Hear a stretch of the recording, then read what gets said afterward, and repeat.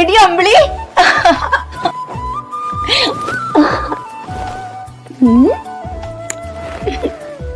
ആ നിന്റെ വീട് കണ്ടുപിടിക്കാൻ ഒരുപാട് ബുദ്ധിമുട്ടി. വിളിച്ചിട്ട് വന്നാ അതിന്റെ ത്രില്ലിങ് നഷ്ടപ്പെടില്ലേ, അതുകൊണ്ടാണ് വിളിക്കാതെ വന്നത്. നമ്മൾ തമ്മിൽ കണ്ടിട്ട് എത്ര വർഷമായിടി? ആ, ഒത്തിരി വർഷമായി.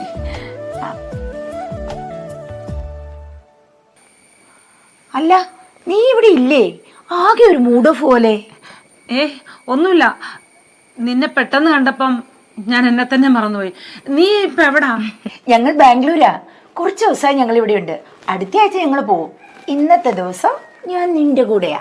നീ ഇന്ന് പോണില്ലേ? ആ, അതൊക്കെ പറയാം, നീ വാ. ഞാൻ കഴിച്ചിട്ടാ വന്നത്. പിന്നെ എന്തൊക്കെയുണ്ട് വിശേഷങ്ങൾ? പറയടി. നീ പണ്ടത്തെ ആളല്ലല്ലോ, നിനക്ക് എന്തു പറ്റി? എനിക്കൊന്നുമില്ല.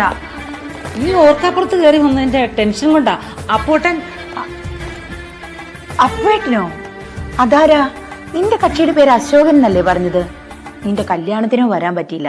എന്നാ പിന്നെ നിന്റെ പുള്ളിക്കാരനെ കൂടി ഒന്ന് കാണാന്ന് വെച്ചാ ഞാൻ വന്നത്. ഞാൻ വിളിക്കുന്നത് അപ്പോട്ടാന്നാ. പുള്ളിക്കാരൻ ഇവിടെ ഉണ്ട്. ഇന്ന് ദുബായി പോകാൻ എയർപോർട്ടിൽ ചെന്നപ്പോ പാസ്പോർട്ട് എടുക്കാൻ മറന്നുപോയി. തിരിച്ചു വന്ന് കിടക്കുക. ഇനി ഒരാഴ്ച കഴിഞ്ഞേ പോകുന്നുള്ളൂ. ആ, അത് നന്നായി. നീ ഒന്ന് വിളിച്ചേ, കക്ഷിയെ ഞാനൊന്ന് കാണട്ടെ. നീ എന്താടി നിന്ന് പരുങ്ങുന്നേ? അതെ, യാത്രാക്ഷീണമുണ്ടേ, ഉറങ്ങുവാ. നീ ഇരിക്കെ, ഞാൻ വിളിക്കാം.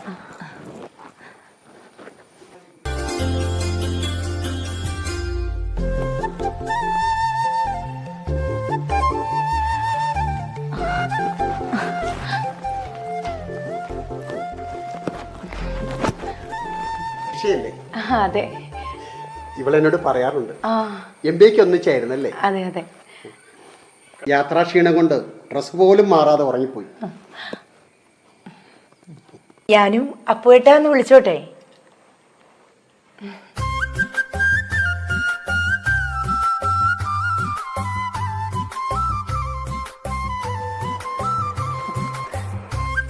പിന്നെന്താ, അങ്ങനെ വിളിക്കുന്നത് എനിക്കിഷ്ടം.